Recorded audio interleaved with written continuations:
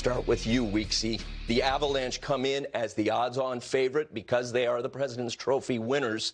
They're going up against a team that taught all of us never to doubt them when they were in last place January 3rd and went all the way to win the Cup.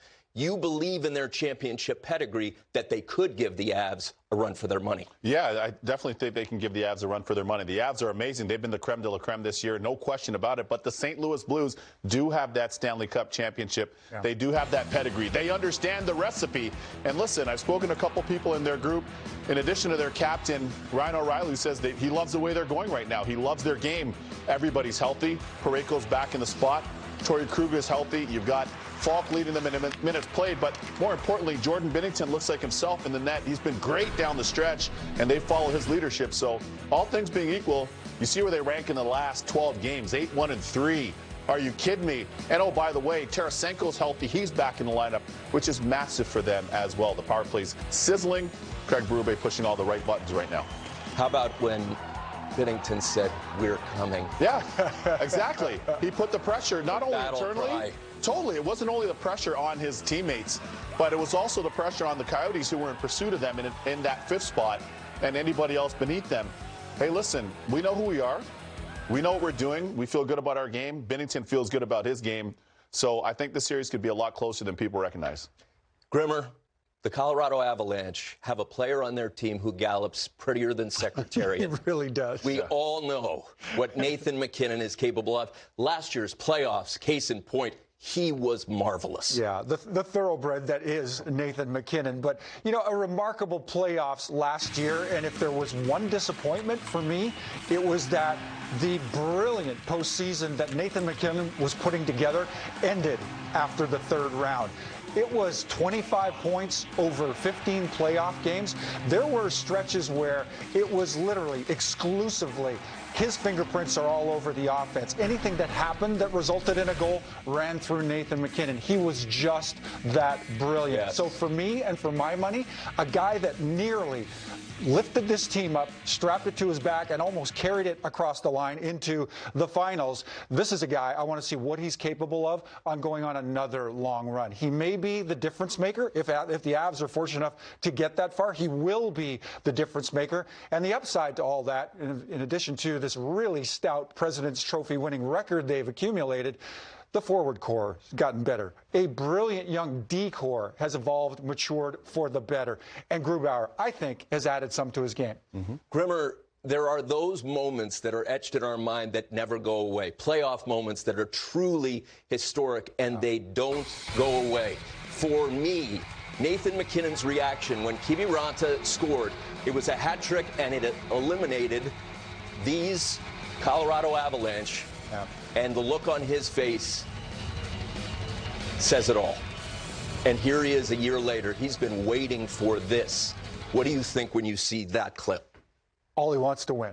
That's all he wants to do. He wants the big prize. And I'll tell you, there are few people I see assert themselves with that kind of determination and rise to the occasion. It takes a special player. He's a warrior. Can't wait to see what he does with this big spotlight.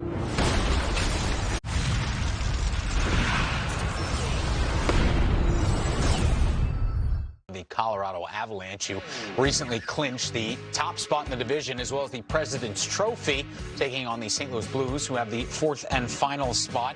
You take a look, their series gets underway. Game 1 on Monday night, 10 o'clock Eastern time, out in Colorado. What's the biggest key for you if St. Louis wants to pull the upset here in round number 1? The special teams for me for St. Louis. Right now, the Blues power play in last 11 games is clicking around 40%. It's been absolutely incredible. They got 3 in their last game against Minnesota when they scored 7 in 2 periods. And it's just been, this is for the season, but recently the Blues power play has been amazing. Their penalty kill is just as good. It's 77.8 here. Don't let that fool you. In their last 10 games, they've allowed 1 shorthanded goal against. Special teams are what's carrying the Blues and what got the Blues to where they are now. And that's why Ryan O'Reilly's got all that confidence because he plays on both sides of the puck, power play and penalty kill. To me, this is a team, the St. Louis Blues, that felt, hey, that was our Stanley Cup. We lost it last year. They want to try to get it back. Colorado, We know what they've got. They've got McKinnon. They've got Grubauer's played sensational. They've got Cale Makar on the back, and they've got depth of scoring.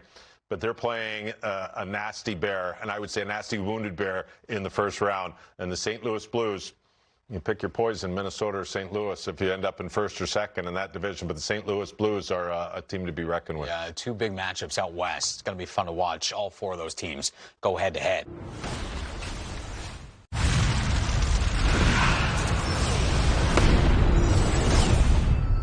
The Vegas Golden Knights and the Minnesota Wild, Kirill the Thrill, ready for prime time. And the season series was controlled by the Wild. There was a time where this team went to the playoffs and didn't make a deep run. You have to go back to 2003 when they went to the conference final. You believe this year's team is capable of something special? Yeah, no question. I mean, the Wild are certainly a lot deeper than they had been before. And if I look on the other side of the matchup, as far as the Vegas Golden Knights, to me, people ask me, who do I think the best team in the league is? Well, it's kind of a loaded question, but what I'd say, top through tail, for me, is the Vegas Golden Knights, starting in the net. And if you look at the way that team is built all the way out, but it's really centered around Mark Stone. Mark Stone is so good for this team. I loved him in Ottawa. He's an absolute difference maker. The only thing I don't love is the knob on his stick, but aside from that, Stoner is a gamer. He comes to play hard every game, every situation. An elite player in terms of takeaways, defensively, stripping of pucks, defensive zone exits, get in the offensive zone. He makes plays. He's a player that the coach says, just get over the boards. If you beat the board, just get out there. It doesn't matter any situation. I give them credit. They were aggressive. They went and traded for him. I give Bill Foley credit as well. He went and signed him to the extension. As our producer Sanford said to me earlier today, he's not just Mark Stone, he's the cornerstone. Oh, I love it. Brilliant. That works. That works. That is very well done. Thank you, Sanford. Nice. Now, on the other side of this matchup, the Minnesota Wild have a dynamic playmaker in Kevin Fiala. Yeah. When he broke his leg, a lot of people wondered, would he get back to being the playmaker he was?